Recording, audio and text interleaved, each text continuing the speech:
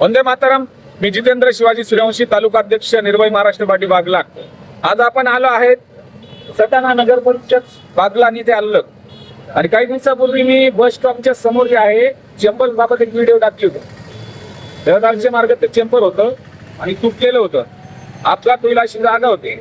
आणि त्यानंतर ते खड्ड्यांना वेल्डिंग म्हणजे रॉड होते ते वेल्डिंग करण्यात आले, ते बुजवलं गेलं. पण प्रश्न फक्त इथे संपत नाही.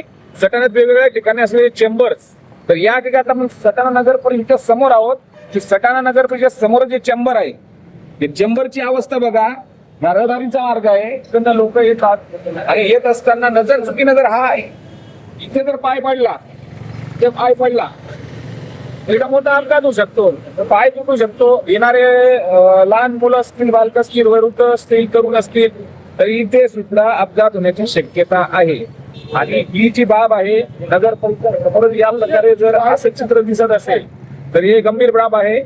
माननीय मुख्य अधिकारी मॅडम असतील, ज्योती भगत मॅडम, आपल्याला नम्र विनंती आहे. सगळ्यात असलेले वेगवेगळ्या ठिकाणी चेंबर्स आणि अजून काही चेंबर्स आहेत ते मी तुम्हाला दाखवणार व्हिडिओच्या माध्यमातून. तर हे जे चेंबर आहे, हे चेंबर तात्काळ इथे हे वेळ असते दुरुस्तीची, हे तात्काळ दुरुस्त करा आणि इथे अपघात होणार नाही एवढी काळजी घ्या. मात्र